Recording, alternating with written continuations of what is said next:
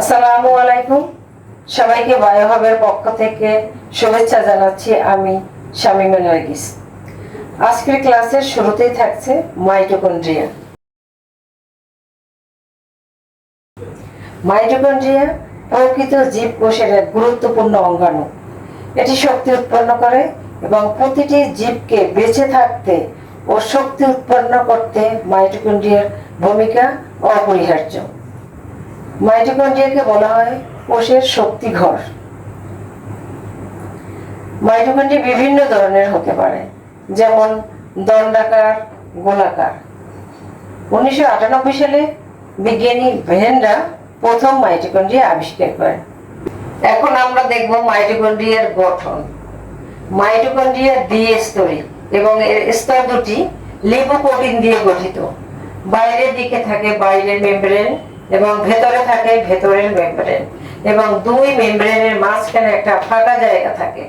তার ব্যাস হচ্ছে 6 থেকে 8 ন্যানোমিটার, এবং ভিতরের ঝিল্লিটি বিভিন্নভাবে ভাঁজ খেয়ে থাকে। সেটা কোনো এলোমেলো ভাঁজ নয়, একটা প্যাটার্ন মেনটেন করে ভাঁজটা হয়ে থাকে, এবং একটা ভাঁজের মধ্যে আরেকটা ভাঁজ প্রবিষ্ট অবস্থায় থাকে, আর এই ভাঁজগুলোকে বলা হয় ক্রিস্টি।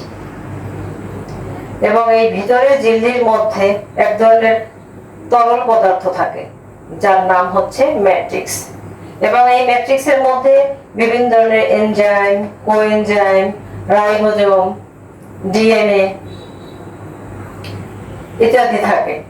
এবং এই ক্রিস্টির গায়ে এক ধরনের গোলাকার বস্তু দেখা যায় যাকে আমরা বলি অক্সিজোম, কিন্তু বর্তমানে একে বলা হয় এটিপি সিনথেসিস। এর মধ্যেই এটিপি উৎপন্ন হয়। আমরা জানি যে শ্বসনে গ্লুকোজ ভেঙে শক্তি উৎপন্ন হয়, এবং শ্বসনের 4টি ধাপ রয়েছে। শেষের 2টি ধাপ ক্রেবস চক্র ও ইলেকট্রন ট্রান্সপোর্ট সিস্টেম, এটা মাইটোকন্ড্রিয়ার মধ্যে হয়ে থাকে। আর ক্রেবস চক্রে সবচেয়ে বেশি শক্তি উৎপন্ন হয়, এবং এর জন্য যত এনজাইম দরকার সেটা মাইটোকন্ড্রিয়ার থাকে। এজন্য মাইটোকন্ড্রিয়াকে বলা হয় কোষের শক্তি ঘর বা পাওয়ার হাউস অফ সেল।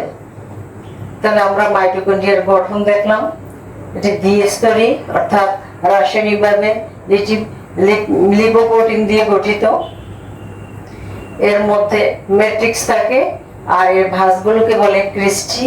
ক্রিস্টির গায়ে এটিপি সিনথেসিস থাকে, আর ম্যাট্রিক্সের মধ্যে বিভিন্ন ধরনের পদার্থ যেমন প্রোটিন, লিপিড, রাইবোজোম, ডিএনএ ইত্যাদি থাকে। এখন আমরা দেখব মাইটোকন্ড্রিয়ার কাজ। যেহেতু এটা শক্তি উৎপন্ন করে, তাহলে আমাদের দেহের যাবতীয় শক্তি উৎপাদন এবং নিয়ন্ত্রণ করে মাইটোকন্ড্রিয়া। তারপর হচ্ছে মাইটোকন্ড্রিয়া শ্বসন সম্পন্ন করে। মাইটোকন্ড্রিয়া শ্বসনের বিভিন্ন এনজাইম ধারণ করে, এবং মাইটোকন্ড্রিয়া ডিএনএ ও আরএনএ উৎপাদনের মাধ্যমে বংশ গতিতে সাহায্য করে। এখন তোমরা যদি এরকম নিজেরা চেষ্টা পরিশ্রম এর মাধ্যমে মাইটোকন্ড্রিয়ার মতো নিজেদের পড়ালেখায় মনোনিবেশ করো, মাইটোকন্ড্রিয়া যেভাবে কোনো প্রশংসা ছাড়াই নিজের মতো করে শক্তি উৎপন্ন করে যাচ্ছে, তোমরা নিজেরাও যদি সেরকম পড়ালেখা করো, তাহলে তোমাদের জীবনটাও হতে পারে মাইটোকন্ড্রিয়ার মতো পাওয়ার হাউস। এরপরে আমরা এখন আলোচনা করব যে অঙ্গাণুটি, সেটি হচ্ছে এন্ডোপ্লাজমিক রেটিকুলাম। সংক্ষেপে আমরা ইআর বলে ডাকতে পারি। এটা হচ্ছে 2 প্রকার, একটা মসৃণ এন্ডোপ্লাজমিক রেটিকুলাম আর একটা হচ্ছে অমসৃণ এন্ডোপ্লাজমিক রেটিকুলাম।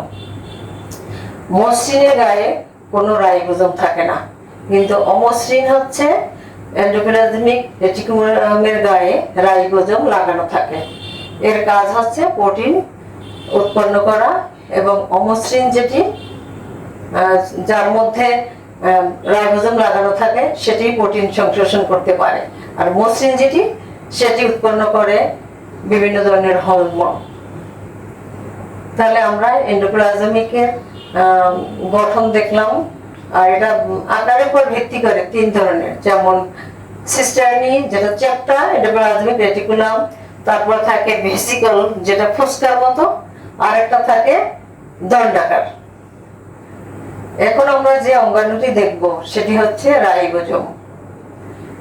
রাইবোজোম ছাড়া কোনো কোষ কল্পনা করা যায় না, কারণ রাইবোজোম হচ্ছে কোষের প্রোটিনের কারখানা। রাইবোজোমের মাধ্যমেই কোষ প্রোটিন উৎপন্ন করে। রাইবোজোম দুটি ভাগে ভাগ করা হয়, একটা হচ্ছে বৃহৎ উপএকক আর একটা হচ্ছে ক্ষুদ্র উপএকক। রাইবোজোম দুই ধরনের থাকে, আদি কোষে থাকে 70S ধরনের, আর প্রকৃত কোষে থাকে 80S ধরনের। এখন এস কি, এটা হচ্ছে বেদভাগ ইউনিট। আর রাইবোজোমকে আমরা এর কাজ বলবো যে এটি আমাদের কোষের জন্য mRNA নির্দেশে এটি প্রোটিন সংশ্লেষণ করে এবং জীবকোষকে বাঁচিয়ে রাখে। এটা একটি ঝিল্লিবিহীন অঙ্গাণু এবং এটি আমাদের কোষের প্রোটিনের কারখানা। তাহলে আজকের পার্ট থেকে আমরা যেসব কোশ্চেনগুলো পেলাম সেটা খুবই গুরুত্বপূর্ণ হচ্ছে কোষের পাওয়ার হাউস কাকে বলে, বা শক্তি ঘর কি, তারপর হচ্ছে মাইটোকন্ড্রিয়ার গঠন ও কাজ, এটা তোমাদের সিকিউরিতে থাকবে। আর পাওয়ার হাউস এটা তোমাদের 2 নম্বর কোশ্চেনে থাকতে পারে। তারপর রাইবোজোমের থেকে তোমাদের এমসিকিউতে কোশ্চেন আসবে, এন্ডোপ্লাজমিক রেটিকুলাম থেকে তোমাদের এমসিকিউতে কোশ্চেন আসবে। আজকের পার্ট থেকে তাহলে তোমরা খুবই গুরুত্বপূর্ণ এমসিকিউ, সিকিউ এবং 2 নম্বরের যে কোশ্চেনগুলো এটি পেলে, এবং মাইটোকন্ড্রিয়া চিত্র সহ লেবেলিংও তোমাদের থাকতে পারে। তাহলে তোমাদের এই পার্ট থেকে তোমাদের কিন্তু বারবার প্র্যাকটিস করতে হবে। তাহলে তোমাদের সবাইকে ধন্যবাদ। আসসালামু আলাইকুম।